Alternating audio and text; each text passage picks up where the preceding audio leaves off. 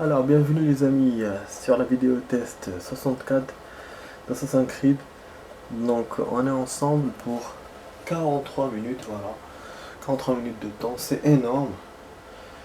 Par rapport en ce moment, non, voilà, par rapport en ce moment, effectivement, c'est énorme. Mais par rapport à ce que je vous faisais avant, non. Ok, je faisais des vidéos d'une heure et quelques. Mais c'était chaque 3 jours. Voilà, tandis que là, je fais tous les jours une demi-heure, moins. Et puis, on peut sauter là directement, c'est cool. Voilà, une demi-heure, moins, à peu près. Donc, du coup, on est à 43, ça fait 30 minutes plus une suite de 13 minutes. Ah oui, je suis bête, je devais lire d'abord. Ouais, là, on va à truc naval. En fait, il y avait une mission normalement là. Voilà, la mission, elle est là. Capitaine de port. C'est ça, ok. Ouais, donc elle avait le capitaine de port. Ah non. Ah bon. Attends, c'est le même signe. Je vous jure, donc il faut aller là en fait. Ouais, c'est ça, faut voyager. Du coup, je sais pas ce que je lance là, truc assassin ou pas. Parce que, vous savez, en hors caméra, à chaque fois je fais le truc assassin. Mais ça ne réussit pas. Et je perds, je sais pas pourquoi. Pourtant, j'utilise avec mes meilleurs soldats. Déjà là, voilà, j'ai remarqué qu'il y avait un dernier de Québec. Faut, quoi? C'est quoi ce bordel? Mais hier, c'était formation. Et là, c'est récolte. Et ça dure 2 minutes. C'est quoi cette connerie? Mais oui, hier, j'avais vu les autres jours.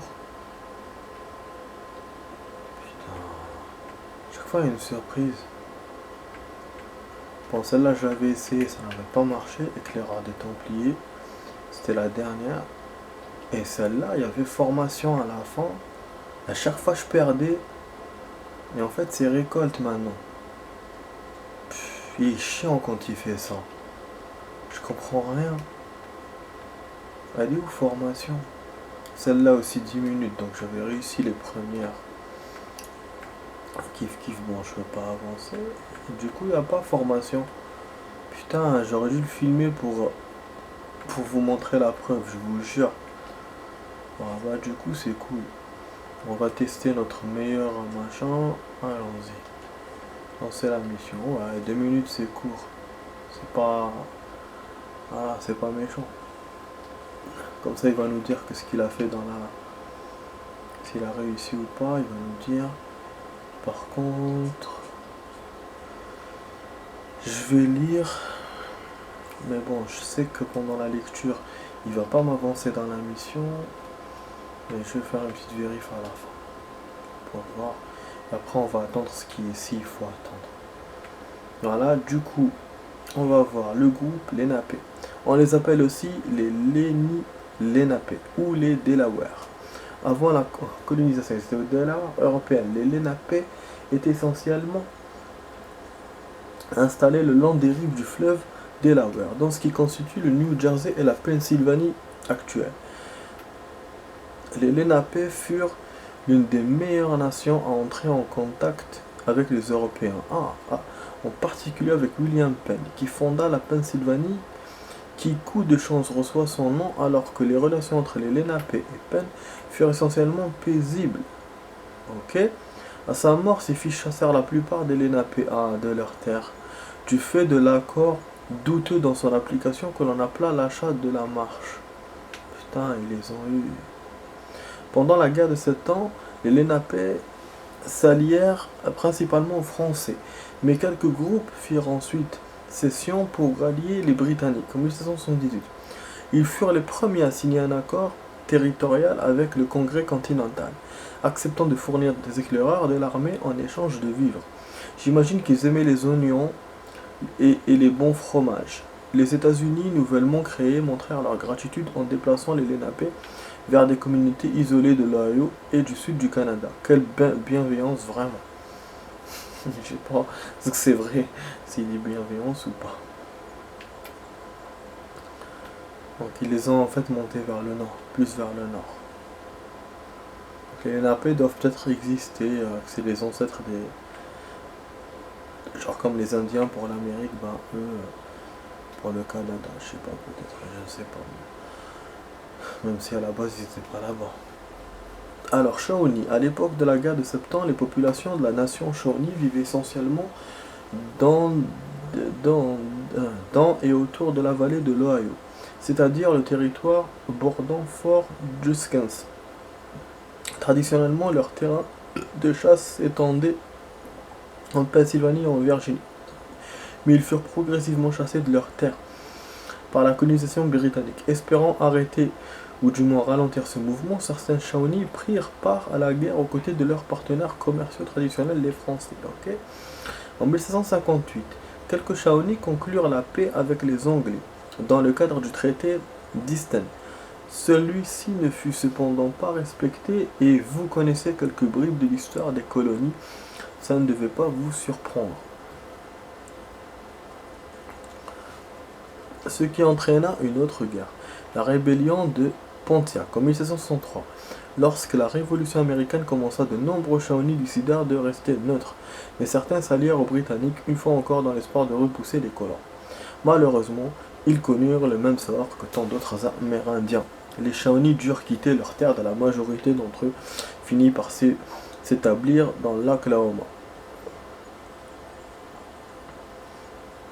Seigneurs, l'Oklahoma comme s'ils n'avaient pas déjà mangé leur pain noir. Je sais pas pourquoi il a dit ça, mais bon. Bon, là on a encore du temps, on est à 7 minutes, on va rajouter encore. Son of Liberty, et ça c'est ça qui m'intéresse moi. Ça je veux savoir. Le nom Son of Liberty, bon, fils à liberté, on savait, fut attribué à un certain nombre, grâce à MGS2 bien sûr, grâce à un certain nombre de groupements de contestataires opposés au Stamp Act et qui poursuivaient leur action en organisant des réunions anti-britanniques et en faisant appliquer les boycotts dans les années qui précédèrent la Révolution. Ce fut une espèce d'amicale d'hommes en colère. Ces groupements se coordonnèrent peu à peu mais débutèrent isolés les uns des autres. Le nom de Fils de la Liberté était généralement choisi car c'était une expression populaire signifiant également colon. Comme leur nom le suggère, la plupart des fils étaient des marchands, juristes et politiciens de la classe moyenne, et essentiellement des hommes. Par exemple, River fit partie du groupe de Boston. Les fils de toutes les colonies n'étaient pas opposés au recours à la violence et à l'intimidation pour parvenir à leur fin. Mais qui l'était?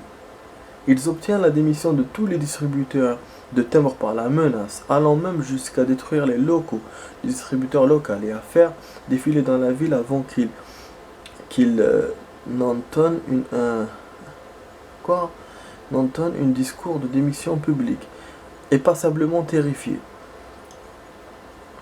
Tu ne seras donc pas étonné d'apprendre qu'ils ont acquis la réputation d'aile radicale des patriotes, provoquant des rassemblements et en perdant parfois même le contrôle. À Boston, une manifestation tourna à l'émeute et la foule incendia la demeure du gouverneur. Certains groupes de fils ont également passé des représentants officiels de couronne, voire certains loyalistes au goudron et aux plumes. Putain, le genre de bonne blague entre copains, tu vois, un excellent moyen de se défouler. Donc c'était des ouf. Ouais, c'était les extrémistes des patriotes en fait. Voilà, ou leur poing, comme on dit, leur flingue, leur arme secrète. Bon, ça on va lire demain. Ouais, parce que là on a 9 minutes. Je tardais un peu dans ce truc de Son of Liberty. Bon, c'est bien quand même, j'ai appris des choses intéressantes. Je vous ai dit, finalement j'aime bien, voilà, ce truc d'histoire. Personnage déjà j'avais aimé, et là les groupes aussi, on connaît de nouveaux groupes, des gens que je connaissais pas, des populations que je connaissais pas d'Amérique, voilà, c'est les Amérindiens. Moi qui pensais qu'il y avait que les Indiens, mais finalement non.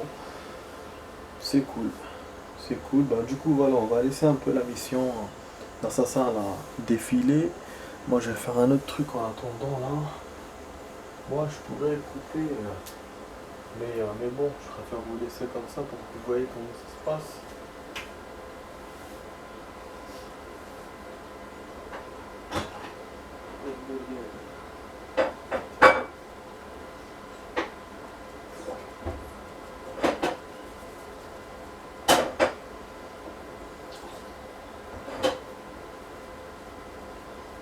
Le Stamp Act.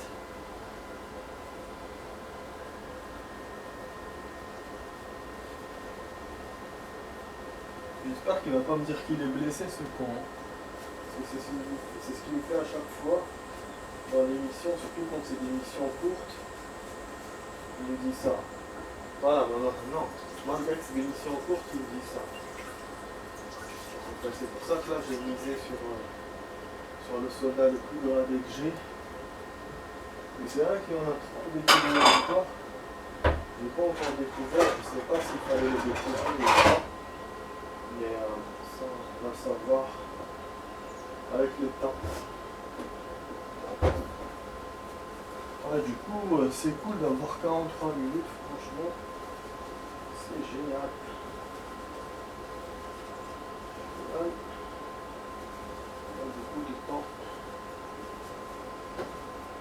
Bah, je vous ai dit, hein, de toute façon, c'est. Resident, il prenait beaucoup de temps. Et là, il n'y a pas Resident. Malgré les 50 minutes que je me jouais, on a beaucoup de temps. On peut faire une mission normale et puis même le fait d'avoir enlevé le terrain de jeu, aussi ça nous donne plus de temps.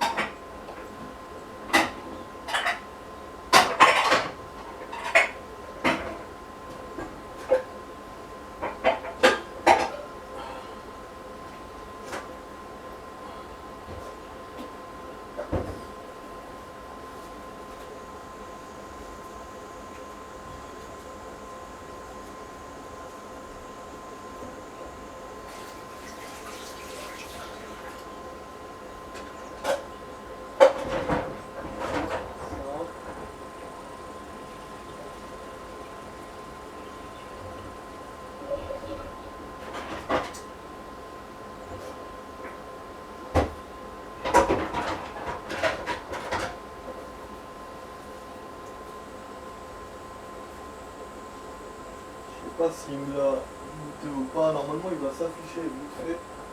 Mais il va le faire.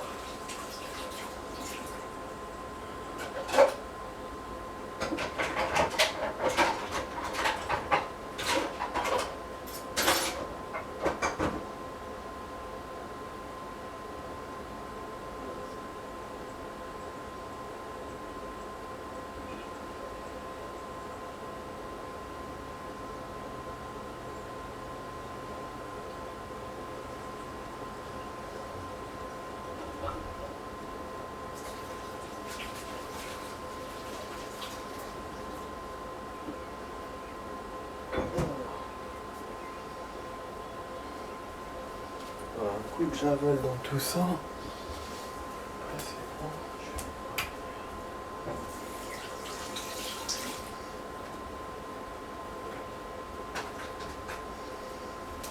On est à combien là? Putain, ah oui. À 13 minutes, je voulais arriver à 13 minutes pour arrêter. Comme ça, faire la suite de la vidéo, comme ça, pour regarder que la mission dans les 30 minutes de vidéo.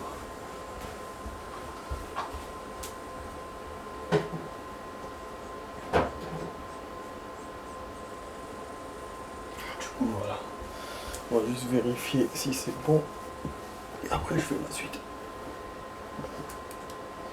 Comme ça, je continue à faire mes trucs aussi, sans vous emmerder avec ça. Ah voilà. Je vous avais dit. Je vous ai dit ou pas? C'est des cons, hein. Échec mission, récolte. C'est n'importe quoi. Il a une récolte à faire. Et ce con, il est en échec. Nique sa mère. Oh là là. Ils sont casse-couilles. C'est pour ça que je vous dis, ça devient difficile ces missions. Ça dure que 2 minutes et Bon, attendez, je vais essayer un autre. Celui-là. Donc c'est la mission pitch. Bon, ok. Là, on va arrêter la vidéo. Comme ça, on a fait 15 minutes. On va faire la suite en 28 minutes, les amis. Allez, à tout de suite, les amis, pour la suite. À tout de suite.